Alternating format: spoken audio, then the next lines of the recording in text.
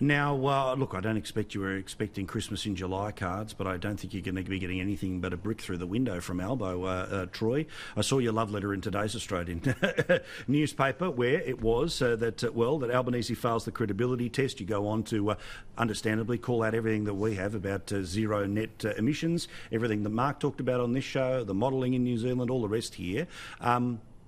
What reaction do you get on a day like this? Well, a lot of Liberal and Labor MPs actually texted me to say great column, even before I was even out of bed. Some at 5:30 this morning. I can show you guys after the show if you're interested. But look, I mean, I support... What, how you get out of bed? No, I don't need to know. Before I got out of bed, I got the text messages saying, well done. Look, I mean, I support the net zero emissions target by 2050 because I think technology is going to deliver us that goal.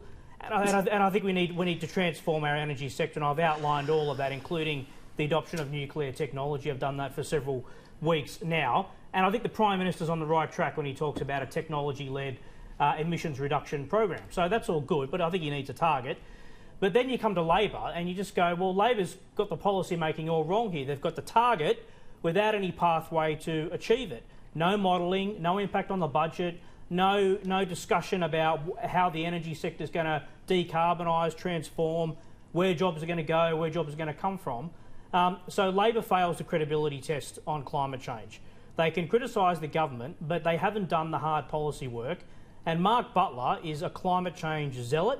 I've said that in the Australian today. 100%. His climate emergency motion last year will not win over any voters whatsoever. He has been brutally bad for Labor on this issue. He hasn't done the work. He's lazy, frankly.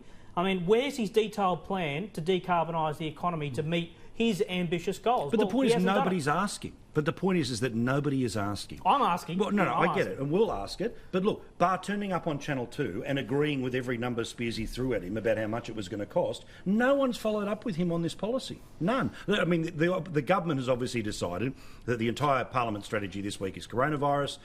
And look, that's where Australians are.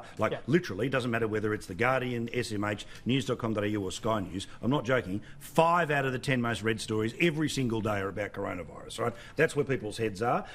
So I understand that idea, and they'll come back to it another time. But isn't it amazing, all of those people that would push you for details as an opposition leader, no questions at all from the bubble about this policy? Well, at the end of the day, though, you'd expect the government will model this through Treasury. And at that point, you know, they'll cut Albanese and his swinging body down because he'll be stuffed. Because you can't avoid a policy like this without having some data about the impact on electricity prices and, most importantly, jobs. So when the government models this for the job impact, and given the fact he hasn't exempted exports or the agriculture sector or the transport sector or manufacturing or mining, the modelling, you know, based on what we know from New Zealand, is going to be horrendous for Albanese. So the government really has got him exactly where they want him, and when they release the modelling, at a time of their own choosing and political advantage, it's going to be pretty bad for this guy. Yeah, Rita, what did you think? Were you one of those sending Troy a text this morning? You were, Rita. You know you were. Come on. That's it. Yeah, he'll show you because he's got the list there. Albo, what can you say about him? I like the fact that each way Albo is being picked up. I saw a Liberal MP putting something up on Instagram using each way Albo as a hashtag. Good. So it's caught on and being used far and wide. And yeah, they've got to cost it. But you're right, Paul. They're not being pressed on this.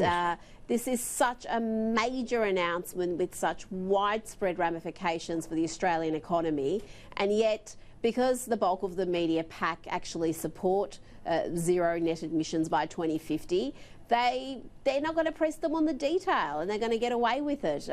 We saw that happening at the last federal election. There was this sole journo from Channel 10 who's no longer got a job, who pressed them on it. Yep, surprise, surprise. That yeah, was Shorten wasn't pressed, and it unravelled in the space of a 6-week election campaign off the back of one journalist asking questions. Who just wouldn't give up. So how's Albo going to fare when they release the modelling? Yep.